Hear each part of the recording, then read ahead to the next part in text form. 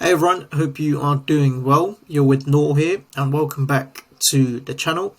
In this video, I'm going to be explaining to you what a Recoverpreneur is and why it could be valuable to some of you. If, for example, you are in entrepreneurship and you've realized that it may not necessarily be something that you want to do long term. Okay, so we're going to go over some of the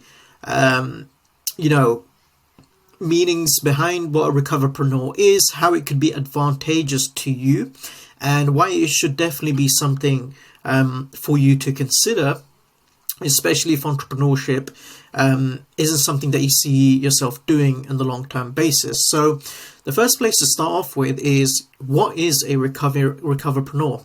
So a Recoverpreneur is pretty much a recovering entrepreneur who's quit entrepreneurship and has pursued an alternative path. Perhaps they went from trying to run their own business to just being a standard freelancer. They may have gone into corporate to work a normal job. They may have taken a fractional route where they're a fractional CMO, COO, or CFO for different types of companies.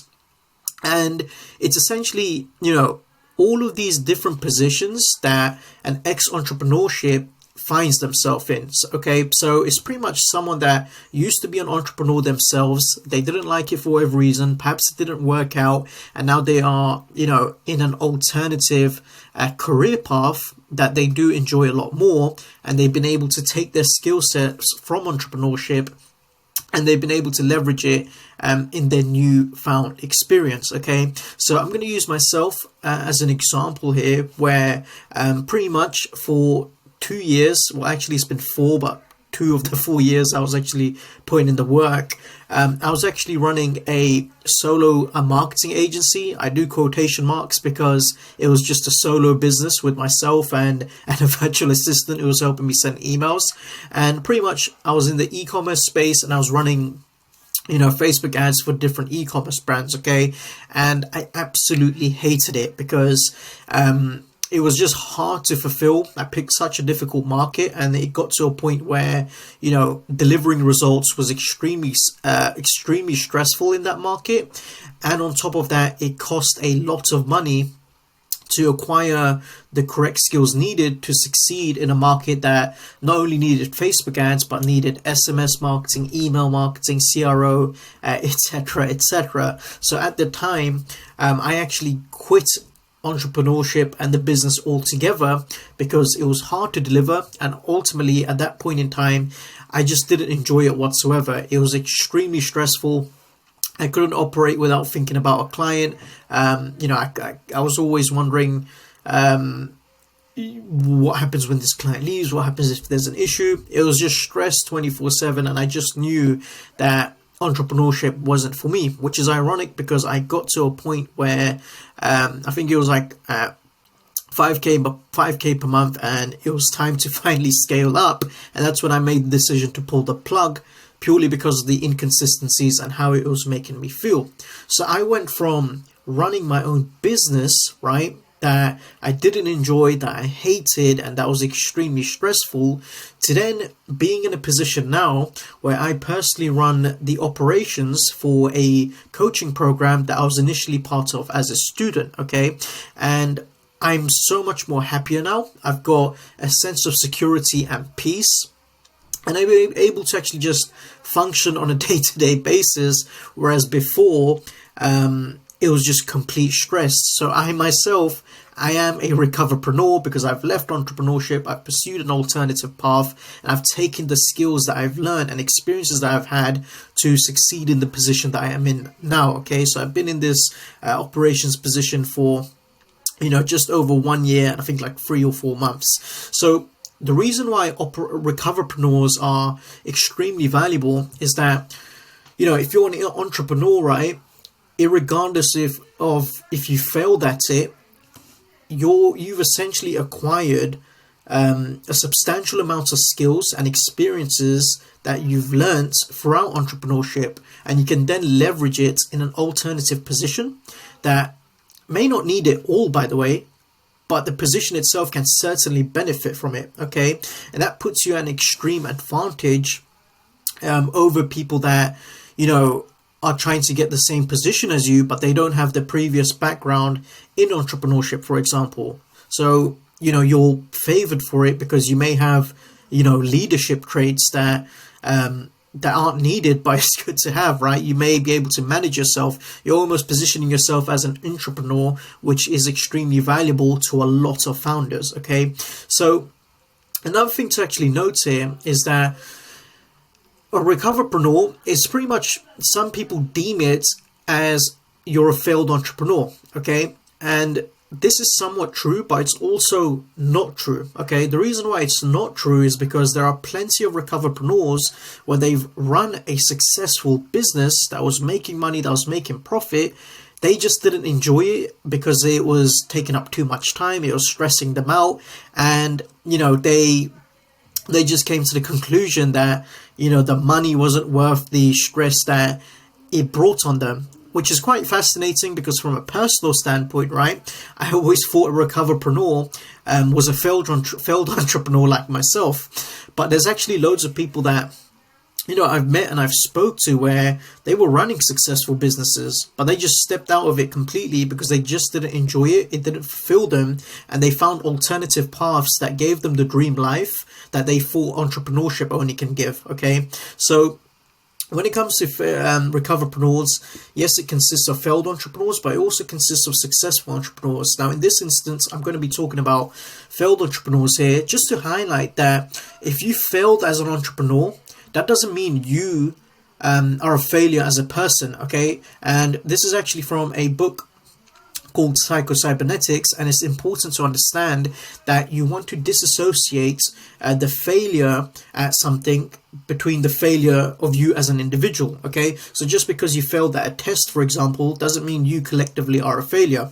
If you approach things with that mindset, then you're going to constantly fail, okay? It's sort of like if I failed at entrepreneurship, right, I wouldn't have the position that I have now because, I deem myself a failure and incapable of doing absolutely anything. So it's extremely important for you to have that mindset where, if you failed as an entrepreneur, for example, it doesn't mean that there's no opportunities out there for you. And this is what I personally thought. I thought because I failed as an entrepreneur, because I failed as a business owner, there's next to nothing out there for me. I'm just going to have to go into corporate and just work a normal job for a low pay, like 25k or whatever, and just start building myself up from there. That's what we view from an intrinsic standpoint, okay? Because it sort of goes back to the man in the arena quote, where we're also focused on being inside the arena and deeming ourselves a failure if we get defeated, that we forget that there's tons of people watching us who have seen our skills, who have seen our traits, who have seen our character, that they deem us valuable even though we have failed. And that's exactly what happened to me here. Now, essentially, even if you failed in entrepreneurship, right, you may not have succeeded, you still possess many skills, characteristics, traits, lessons, and all that good stuff that others deem extremely valuable, meaning you can actually recreate yourself as an incredible success outside of entrepreneurship. Okay, so what this means, it comes back to what I was saying, because we as individuals are so sort of locked into our own path that when we actually fail at something like entrepreneurship, we just beat ourselves up and we think we're worthless and we have nothing to bring to the table. When in reality, there's loads of people outside of us, right, who are looking at us, and whilst we failed at entrepreneurship, in their eyes, they think, wow, this guy's, had years of experience in this. He's got this skill, he's got these character traits, etc., etc. He may not have succeeded as an entrepreneur, but he'd be a fantastic head of operations for my company. He'd be a great number 2 to have by my side, okay? He'd be great at running this division in my team. So it's important to understand that we as humans naturally would exaggerate our levels of failure, okay, and we'd exaggerate our lack of self-worth just from one failure, whereas the people around us, right, they would still have a different lens towards us, okay, because they would deem us valuable. And that's what happened to me again personally, because at the time I viewed myself obviously as a failed entrepreneur, and like I said, I thought I had nothing to offer. I thought I had to go back to, not go back to, because I've never was in a job to begin with, but just go and actually try corporate and start from a very low position because I had nothing to offer. But then in the eyes of my, founders, right, they saw someone that they can trust, that can rely on, that they can provide incredible support to the students that we've had, because I've been in their shoes for about 4 years now, okay, that can run the operations for the business. They saw all of these skills, characteristics, traits, etc., that I had, but I personally couldn't see because I was drowning in my own failure. So it's important to understand this, that even if you failed as an entrepreneur, that doesn't mean you failed altogether, and it doesn't mean you have nothing to bring to the table, because you do, and others will recognize that, and others will deem you extremely valuable. So why would you pursue recoverpreneurship, or just, why would you become a recoverpreneur? And it's quite simple. Entrepreneurship wasn't for you, okay? And there's so many different reasons as to why this is. You hated it, you only liked certain elements of it, you probably failed at it like I did, or you probably succeeded at entrepreneurship, but like I mentioned, you hated it, and you also realize that your dream life can be acquired in another way with less stress, okay? Now, this is an important point, because many people pursue entrepreneurship because they believe it's the only way to achieve their dream life. And the problem with this is that people haven't gotten specific as to how their dream life actually looks like. They haven't put a number on the income that they need to make in order to live their dreams. They don't even know how much their dreams would actually cost. They don't know, when they'd want to live. Essentially, they don't know the specifics of their dream life. And what that then means is that they put this crazy number on it, like millions, for example, assuming that the only way to achieve that is through entrepreneurship. Whereas if you actually sit down and you look at the numbers at hand, you'll find that your dream life could probably only cost you around, 20 to 30k per month, which I say only, obviously it's a substantial amount, but the point being is that many people assume that they need to have millions in the bank to live their dream life, when actually they don't. They just need a couple of thousand. And then this is then important for the concept of recoverpreneurship, because you may be looking at entrepreneurship as the only vehicle to get you there, when in reality there's so many other options to get you to where you want to get to, because entrepreneurship may not be the only vehicle that you can drive to attain your dream life. And that's something that I personally discovered, because in the position I'm in now, for example, okay, I'm set to earn 6 figures, and I'm set to make the monthly amount that I've always wanted to make, that I thought would only be possible in entrepreneurship, when in reality, it isn't. Entrepreneurship isn't the only way to make this. And, for context, right, many people want to make 10k per month, for example, and they believe that entrepreneurship is the only way to do it. I can assure you it isn't, because I've seen people that aren't entrepreneurs that are making this amount. They are just, in regular positions, whether it's running operations, whether it's being an appointment setter, a closer makes up to beyond 10k per month, depending on the offers at hand, okay? And or even if you're a fractional CMO, CEO, CFO, for example, where you may not run your own business, but you're running a certain division for a company or two, okay? The point I'm trying to make here is that, when you work out your numbers, right, when you work out your dream life, and when you get the number at hand, you realize that there's loads of other ways to acquire that number, and you may not necessarily need entrepreneurship, okay? A lot of people are pursuing entrepreneurship, and they just hate it, and they just don't understand their numbers as well. They believe that entrepreneurship is the only way to attain their dream life, when it isn't. Now, who would want to hire a recoverpreneur? Answer is entrepreneurs. So entrepreneurs see the value that you bring in as an ex-entrepreneur, and therefore you have immediate leverage over a non-entrepreneur, for example, when it comes to being hired for certain roles. They can see that you're a self-starter, you've got significant experience in the field, you probably have leadership qualities, leadership traits, you can manage a team, you can do all of the things that an entrepreneur can do, which another entrepreneur would deem extremely valuable, especially for important positions such as C-suite executive roles, right? Managing the team, managing operations, managing a setting team, whatever it may be. The point being is that pretty much anyone would want to hire a recoverpreneur, especially an entrepreneur themselves, because they understand the value that you actually bring to them, okay? That, again, is what happened to me when I was hired, because they saw the fact that I had significant experience in the market at hand. I had, a good amount of, a good set of skills, traits, and characteristics that would be extremely valuable to the role and the company at hand. So, this also goes back to what we were saying, where if you failed at entrepreneurship, it doesn't mean that you as an individual are a failure, because you possess a set of skills, characteristics, traits, and experiences that other successful entrepreneurs would love to have, okay? They'd love to have you on their team, okay? Now, in terms of how much do recoverpreneurs make, the potential is limitless depending on the positions you acquire, okay? The highest that I've personally seen is one of my mentors who makes over $500,000 base just from running the operations for a private equity firm, okay?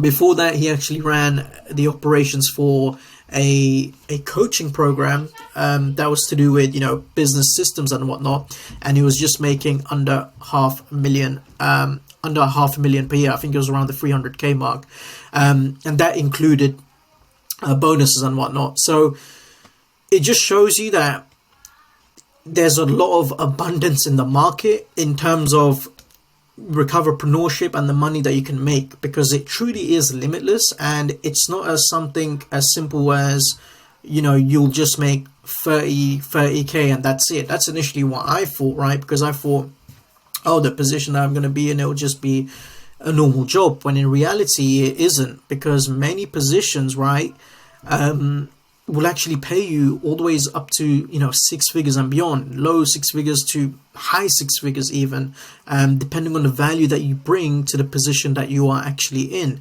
So when you're actually looking at how much do recoverpreneurs make, yes, for many people they can actually go down the normal route of going to corporate, for example, which, by the way, even if you take the skills learned from entrepreneurship and apply to corporate, it still gives you leverage, because recruiters value that highly, because you can imagine yourself applying to a corporate role with substantial experience in building your own business versus a person that may just be coming out of college or whatever it may be, and they have limited experience. Okay, you still have leverage in the corporate world, and in the online world. Okay, in the online world that I'm in, the potential is truly endless, because of how fluid things are, because of how open entrepreneurs are. Okay, for those of you that are watching this that are in the online world, in the coaching and consulting space, in the social media marketing space, how fast things can get, how much money there is in the market, and how how generous founders can be, provided that you bring the right value to the team. So recoverpreneurship is a serious avenue where you can be a failed entrepreneur and you could still make a substantial amount of money to still pursue your dream life. And that's exactly what's happened to me, because I went from thinking that my dream life can only be acquired through entrepreneurship, only for me to fail at it, and to then reposition myself as a recoverpreneur, working in operations, running the operations for a coaching program that's now pretty much set to give me my dream income that I wanted from entrepreneurship, that I thought was the only vehicle to acquire it. So I've now found an alternative vehicle that doesn't stress me out, that doesn't drive me crazy, and gives me a peace of mind and a sense of security that I never had with entrepreneurship. So again, in terms of how much do recoverpreneurs make, the potential is limitless, and it's dependent on the position and the role that you're actually in. So that's pretty much it in terms of the video, and just to give you an overview of what a recoverpreneur is, because perhaps some of you watching this, you're probably a recoverpreneur right now, but you don't actually know how to leverage your entrepreneurial skills to succeed as a recoverpreneur and make entrepreneurial money without actually being an entrepreneur, because that is more than doable as a recoverpreneur, provided that you are in the right position and you are leveraging your existing skills, characteristics, experiences, and traits that you've accumulated through the years of entrepreneurship that you have tried. Okay, so hopefully that this gives you a sense of clarity as to what this is. If you yourself are a recoverpreneur, or you're an active entrepreneur that's potentially looking for an alternative position to find an easier route to your dream life without the stresses of an entrepreneur, leave a comment down below with what videos that you'd like to see around this topic, because I'm going to start specializing this channel around this, because this is exactly the position I'm in, and this is what I'm extremely passionate about at the moment, which is to help entrepreneurs and active recoverpreneurs take their existing experience that they've had as an entrepreneur and be sure that they are leveraging it in the best way possible to still achieve the life of their dreams without thinking that the only way to do it is through entrepreneurship. So any topics that you guys want to see covered, please do leave a comment below and I'll be sure to cover it. Hopefully you found this video valuable. I'll catch you in the next one. Cheers.